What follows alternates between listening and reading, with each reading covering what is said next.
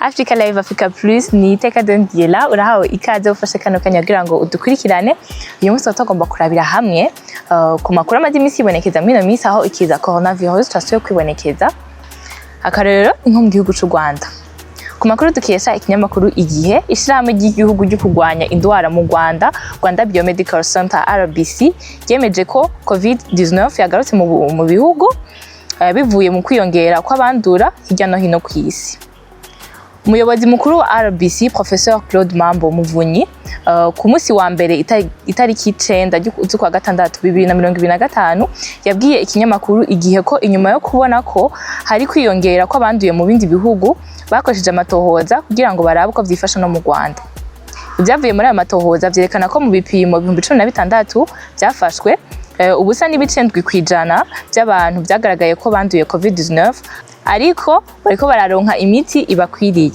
Yagize ati inyuma yo kubona abanduye biyongereye muri Leta Zunze Ubumwe za Amerika twaciye dutangura amatohoza hani wacu nayo nyene yerekanye ko hari abanduye.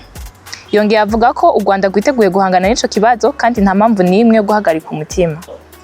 Abanduye ntibafise ibimenyetso bikomeye ahanini bimeze nka grippe kandi ni munsi y'igice kimwe kwijana mu bapimwe bose.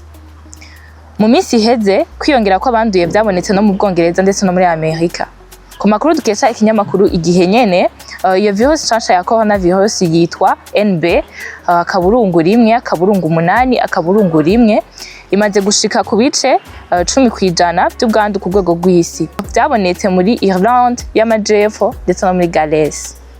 Naho atabimenyetso vyerekana ko iyo virus ituma abantu bagwara cyane kurusha iyindi, abahinga bavuga ko yinjira vyihuse mu turemangingo tw'umubiri w'umuntu.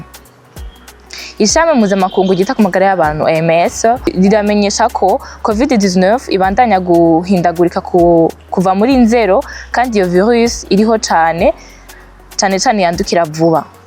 Kuva mu ntango za 2025 Omicron yarakwiragiye mu bihugu vya Leta Zunze Ubumwe za Amerika, Australia na Thailand ariko iracari mu bihugu nko mu Bushinwa no muri Hong Kong.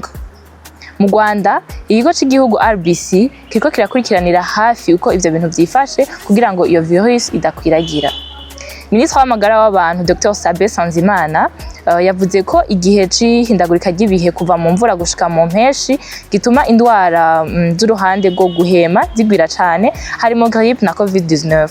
Yasavye abantu gukurikiza impanuro zo kwirinda.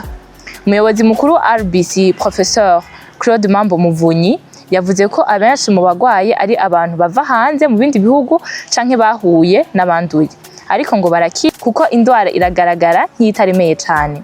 Ku makuru dukesha ikinyamakuru Igihe nyene Professor Muvunyi yavuze ko gukurikira nduguriye kwa Mugina turahimiriza abanyagihugu kuguma bari maso mu gihe umuntu afise ibimenyetso by'inkorora birakenewe kurondera umuvuzi, kwirinda kwanduza abo mubana, gukaraba intoke kenshi no kwambara agafukamunwa tugaye twa Mugina. Yarongeye aragabisha ko ubyongere bw'abandura bushobora kuba mu gihe c'izuba ariko arahumuriza ko u Rwanda rufise ubushobozi bwo guhangana n'ivyo. Yasabye buri wese kuguma yubahiriza ingingo zo kwirinda kugira ngo hagabanuke ikwiragira ry'uwo mugera. RBC yemeje ko COVID-19 yasuye kwibonekeza mu bihugu ndetse mu Rwanda bivuye ku bwiyongere bw'abandura hirya no hino ku isi.